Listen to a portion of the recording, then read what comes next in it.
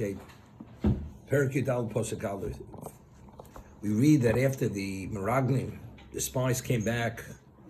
10 of them came back with ominous reports.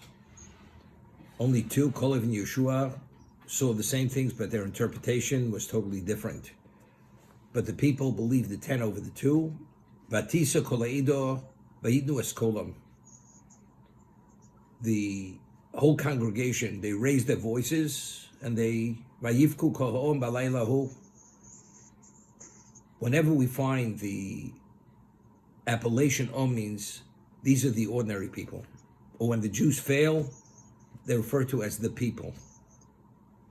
They cried that night. Vayilonu al Moshe ve'al Aaron kol bnei Yisrael. And all the Jews came and they complained vociferously against Moshe and Aaron. Vayomer aleim kol ha'edo. Lumasno beretz Mitzrayim o b'midbar. Hazeh lumasno. We should have died either in Egypt or in the desert. We should have died. It's very interesting. Posuk Aleph says, Vatisa kol ha'edo. The whole congregation raised their voice and they cried. Vayilon al Moshe Aaron kol b'nei Yisrael. First they referred to as Edo, then it says they all complained against Moshe, all the b'nei Yisrael. It emphasized the word all. And then Vayomer aleim kol Edo. All the Edo. Whenever it says Bnei Yisrael, it means people of the higher status. Always means the ordinary people, the common folk. So in terms of the ones who wailed that night, that's Kol Edo. The ones who said we should have died in the desert, that's Kol Edo. That's the Edo. Those are the common folk. So we're speaking about we're not talking about a minority here. We're speaking about a significant majority accepted the 10 over the 12. And therefore, Hashem had his reaction to their lack of belief.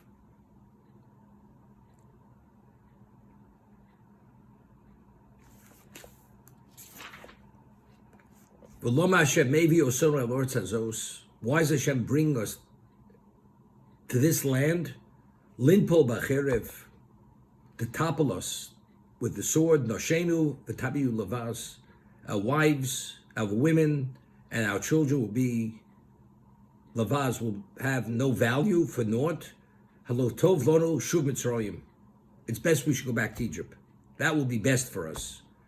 Vayomru ishel ochiv. And each person said to his fellow, Nitno rosh v'nashuv Mitzrayim. Let's appoint a leader, and we should return to Egypt. I mean, Moshe, you're not the one any longer. So Rashi offers 2 pshatim, 2 explanations. What's Rosh? Take a look at Rashi. Nemani Reisha. We should appoint another leader. Nosi Molenu Melech. Rabbi Sein Zechar and Pirshu, Loshen Avodah Zorah. We should go back, choose a deity, and go back to Egypt. We're going back to our idolatrous ways. I mean, how do we understand this?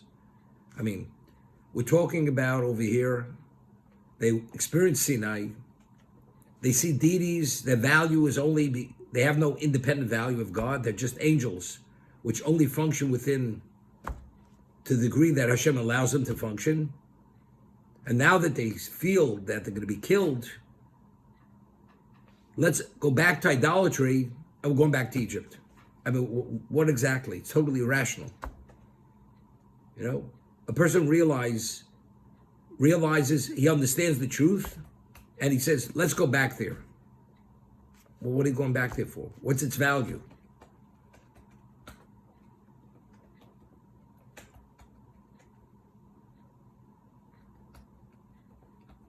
So over here, the Baal HaTurim says something interesting. Nidno Rosh, he cites the Gemara in Sanhedrin, Zo Avodah Zorah. The Chaim Be'egel, we find by the Egel, the Jews said, Asher Yelchu Fonenu. When Moshe, they believed, had died, they said, we're going to choose an Egel, Asher Yelchu Fonenu. The letters Asher are the same letters as Rosh. Same letters. Alf, Shin, Reish. You rearrange the letters, it's Rosh. That's Asher Yechlu Fanenu.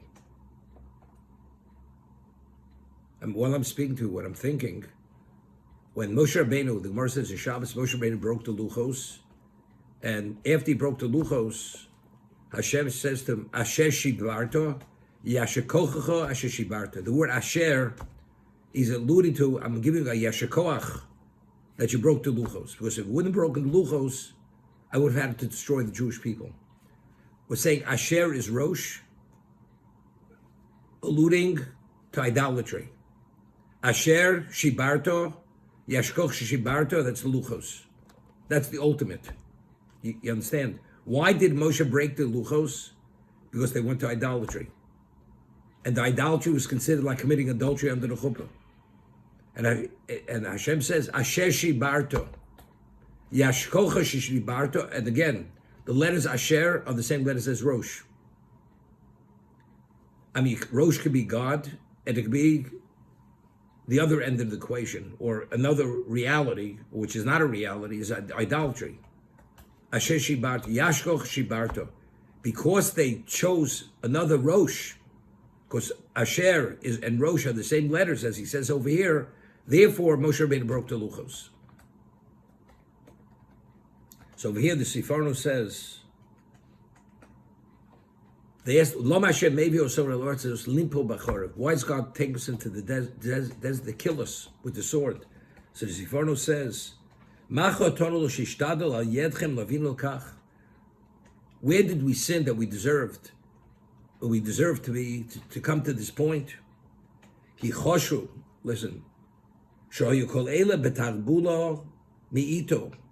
All this was a plot from Hashem, because God hated them, because they became idolaters in Egypt. God is now taking it out on them because they were idolaters in Egypt. So all this was a plot, how to bring them to destruction. As it says in the beginning of Dvarim Hashem, when Moshe recounts all the failings of the desert, why did God take us out of Egypt? Because God hated us. So all this is a plot, it's all based, and it's Machiavellian, it's all to destroy us. Where are the Jews coming from? I mean, they realized, and going back to Egypt, what are you trying to accomplish? Let's understand it. So I was thinking,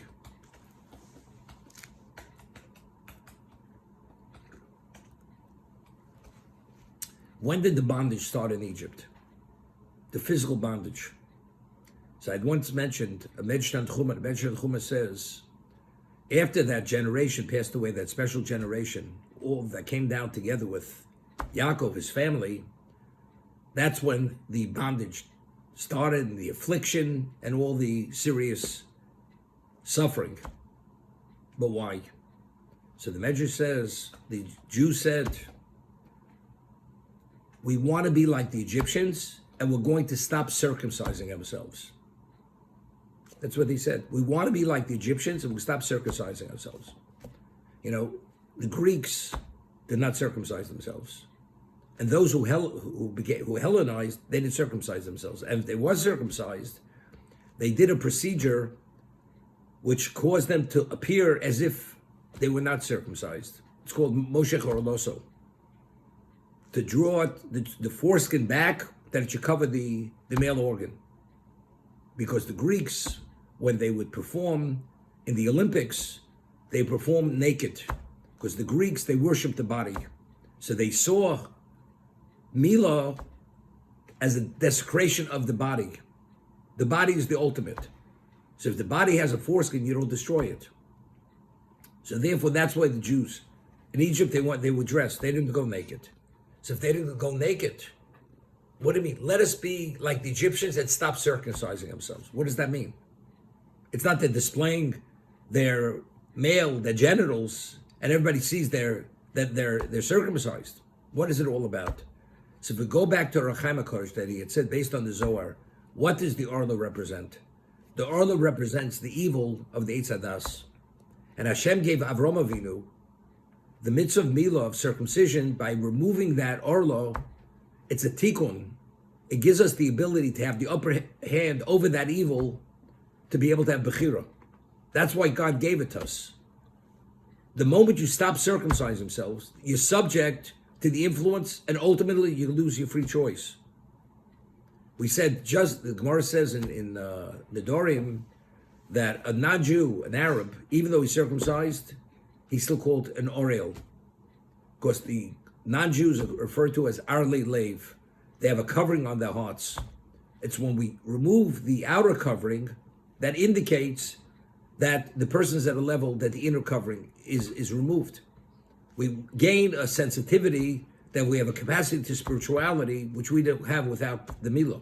That's why it was given to Avram Avinu.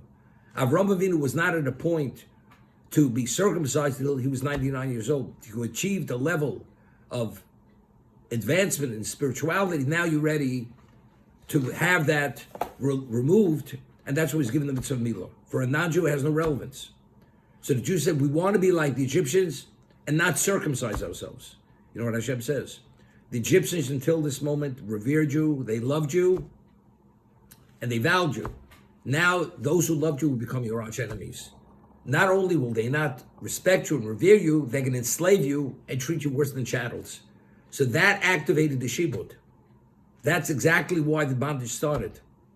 So here Hashem gives us the Milah. So why did we go to idolatry? Why do we fall to the Memta Shari Tumah, the 49th level of impurity? Only because we chose initially not to circumcise ourselves. So here Hashem gave us more than a diamond-studded crown to have a relationship with him. We turned that back on him and we said, we're going to the devil. We want no relationship with you. So there's no basis. Hashem took us out of Egypt because he hated us, he despised us because what we did then. That's the whole idea.